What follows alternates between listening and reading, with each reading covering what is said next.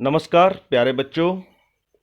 Remedial teaching की अगली कक्षा में आज जो मैं वीडियो आपके लिए लेकर आया हूँ, ये पिछली वीडियो का ही अगला पार्ट है, जिसमें हम पढ़ रहे थे कि राज्य शासन कैसे काम करता है। प्यारे बच्चों, पिछली वीडियो में हमने यह जाना कि प्रत्येक राज्य को अनेक विधानसभा क्षेत्रों में बांटा गया होता है और ये विधानसभा क्षेत्र उस राज्य के क्षेत्रफल और आबादी के हिसाब से बनते हैं। तो हिमाचल प्रदेश को 68 विधानसभा क्षेत्रों में बांटा गया है। इन विधानसभा क्षेत्रों में हर 5 वर्ष के पश्चात चुनाव होता है और इन चुनावों में जनता वयस्क मताधिकार, सार्वभौमिक वयस्क मताधिकार प्रणाली के अंतर्गत अपने वोट का प्रयोग करती है और अपने प्रतिनिधि को चुनती है। इन प्रतिनिधियों को विधायक कहा जाता है, जिन्हें हम इंग्लिश में एमएलए कहते हैं, मेंबर ऑफ लेजिस्लेटिव असेंबली। और ये जो एमएलए होते हैं ये कई बार किसी पार्टी के होते हैं या फिर कई बार निर्दलीय भी होते हैं। तो जिस पार्टी के अधिक एमएलए होते हैं, जिनको मतलब बहुमत प्राप्त होता है, वे अपना एक मुखिया चुनते हैं और वो मुखिया प्रदेश का मुख्यमंत्री होता है। प्रदेश के मुख्यमंत्री अपना काम चलाने के लिए, विभिन्न विभागों को चलाने के लिए राज्यपाल के माध्यम से कुछ मंत्रियों को अपने साथ नियुक्त करते हैं। तो ये जानकारी हमने पिछली वीडियो में ली। आज हम जानेंगे कि एमएलए क्या काम करते हैं और किस तरह से विधानसभा में कार्यप्रणाली चलती है।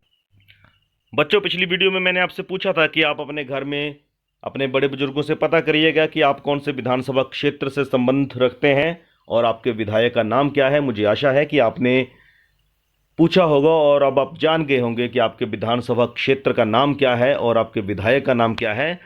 तो जो विधानसभा के सदस्यों को हम विधायक कहते हैं, मेंबर ऑफ लेजिस्लेटिव असेंबली का संक्षिप्त रूप होता है एमएलए, एमएलए भी कह देते हैं।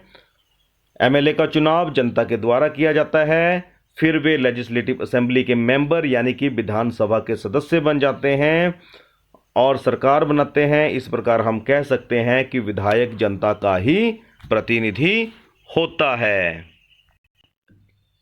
प्यारे बच्चों, पिछली वीडियो में मैंने यह भी बताया था कि चाहे विधायक सत्तारूढ़ दल का हो या विरोधी दल का हो या आज़ाद हो, उसे अपनी बात रखने का, अपने क्षेत्र की समस्याएं उठाने का पूरा अधिकार होता है। और ये सारी समस्याएं और ये समाधान कहाँ पे होते हैं? विधानसभा में।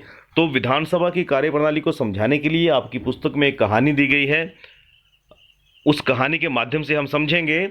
आफरीन सुजाता और उसके विद्यालय के अनेक विद्यार्थी विधानसभा देखने के लिए राजधानी की यात्रा करते हैं। यहाँ पे आप समझिए, राजधानी जहाँ पर विधानसभा भवन होता है, जहाँ विधानसभा की कार्रवाई होती है, लगभग वहीं पे सभी राज्यों की राजधानी होती है।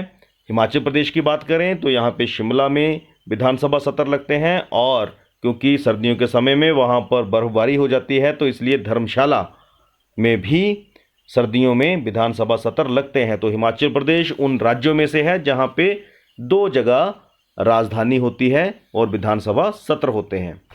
तो अब इस कहानी को आगे पढ़ेंगे। बच्चे बहुत उत्सुक थे। सुरक्षा जांच होती है बाकायदा। विधानसभा में आप इस तरह से नहीं जा सकते, वहाँ पे सुरक्षा इंतजाम बहुत तगड़े होते हैं क्योंकि पूरे प्रदेश की कार्यपालिका और विधायिका वहीं पे होती है।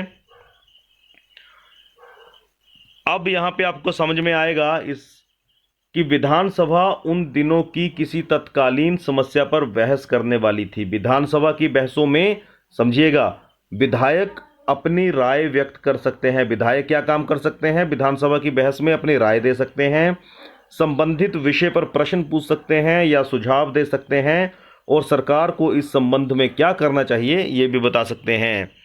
सदस्य इस विषय पर जो भी प्रतिक्रिया व्यक्त करना चाहें कर सकते हैं। इसके बाद मंत्री प्रश्नों के उत्तर देते हैं और सदन को आश्वस्त करते हैं कि जरूरी कदम उठाए जा रहे हैं। अब आप समझे कि विधानसभा में अनेक विषयों पर बहस होती है और मंत्री भी अपना पक्ष रखते हैं। जैसे मान लीजिए मेरे विधानसभा क्षेत्र में पानी को लेकर समस्या है और उस समस्या को मेरे विधायक विधानसभा में उठाएंगे, तो विधानसभा में वो प्रश्न को उठाएंगे और उसके पश्चात जो संबंधित मंत्री होंगे, जो पानी के विभाग के होंगे, वो उसका जवाब देंगे या फिर उसका हल करने का आश्वासन देंगे। मुख्यमंत्री तथा अन्य मंत्रियों को निर्णय लेने होते हैं और सरकार चलानी होती है। और उनके जो निर्णय होते हैं, आपको कैसे पता चलता है कि विधानसभा में क्या हुआ? आपको पता चलता है समाचार चैनलों के माध्यम से, समाचार पत्रों के माध्यम से। और जो भी निर्णय होते हैं वो सोशल मीडिया के माध्यम से भी आजकल जनता के बीच में आ जाते हैं। बच्चों, भारत एक लोकतांत्रिक शासन प्रणाली है और लोकतंत्र का मतलब ये होता है कि जहां पर शासन व्यवस्था से, मतलब मुख्यमंत्री से, मंत्रियों से प्रश्न पूछे जा सकते हैं, बहस की जा सकती है, परंतु उसका ढंग शांतिपूर्ण होना चाहिए। तो ये लोकतंत्र हमें ये अधिकार देता है कि हम अपनी शासन व्यवस्था को सुदृढ़ करने में प्रश्नों के माध्यम से, बहस के माध्यम से अपनी बात को वहां पे पहुंचाएं। तो अब इस यहाँ पे आप देखिए, यहाँ कार्यप्रणाली क्या चली हुई थी। ये जो कहानी आपकी पुस्तक में दी गई है, विधायक एक, वो अपने गांव, अखंड गांव है, वहां पर कह रहे हैं कि 3 हफ्तों से हैजे के कारण 15 लोगों की मृत्यु हो चुकी है और ये सरकार के लिए शर्मनाक स्थिति है। मैं स्वास्थ्य मंत्री का ध्यान इस ओर आकर्षित करना चाहता हूं कि स्थिति को नियंत्रण में लाने के लिए कदम उठाए। इसी तरह से विधायक 2, उसका प्रश्न, मेरा प्रश्न यह है कि सरकारी अस्पतालों की दशा इतनी खराब क्यों है? सरकार जिला अस्पतालों में डॉक्टरों और चिकित्सा कर्मचारियों की ठीक से नियुक्ति क्यों नहीं करती? तो इस तरह से सरकार के ऊपर प्रश्न दागे जा रहे हैं।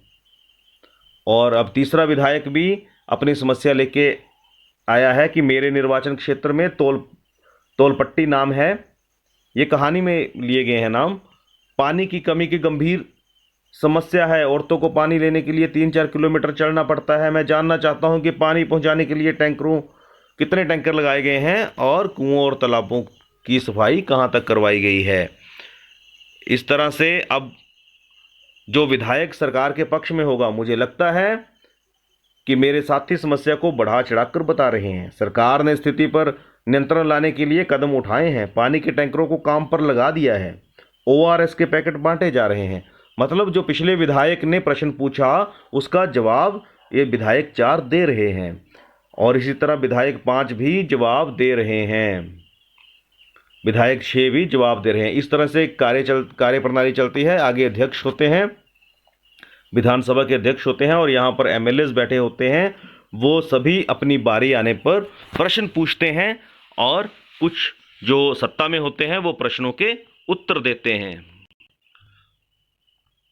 और अंत में, क्योंकि सबके सामूहिक मुखिया, चाहे वो सत्ता वाले हों चाहे वो विरोधी दल के हों, परंतु मुखिया विधानसभा में भी मुख्यमंत्री ही होते हैं, क्योंकि वो बहुमत वाले दल के मुखिया होते हैं। तो वो सभी सवालों के जवाब भी देते हैं और अपना उद्बोधन भी देते हैं। तो इस तरह से विधानसभा की कार्यप्रणाली चलती है। अच्छा, अब आप ये सोच रहे होंगे कि क्या सरकार के पास हमारी मांगे सिर्फ विधायकों के द्वारा ही पहुंचती हैं या विधानसभा में ही पहुंचती हैं? नहीं, हमारी मांगे समाचार पत्रों के माध्यम से, जनसभाओं के माध्यम से, टीवी चैनल्स के माध्यम से भी पहुंचती हैं। और सरकार भी अपने द्वारा चलाई जा रही योजनाओं को प्रेस के माध्यम से, समाचार पत्रों के माध्यम से या जनसभाओं में भाषणों के माध्यम से जनता तक पहुंचाते हैं। मतलब विधानसभा में जो कार्रवाई होती है उसकी भूमिका बाहर ही बंध चुकी होती है। तो अब आप ये समझ गए हैं कि प्रेस भी एक महत्वपूर्ण रोल अदा करती है शासन व्यवस्था चलाने में, क्योंकि वो जनता की जो मांगे हैं वो शासन तक पहुंचाती हैं और शासन के पक्ष को जनता तक पहुंचाती हैं। तो उन दोनों के बीच में एक सेतु का काम करते हैं। तो प्यारे बच्चों, अब आप समझ गए होंगे कि राज्य की शासन प्रणाली किस तरह से काम करती है। धन्यवाद। जय हिंद, जय हिमाचल।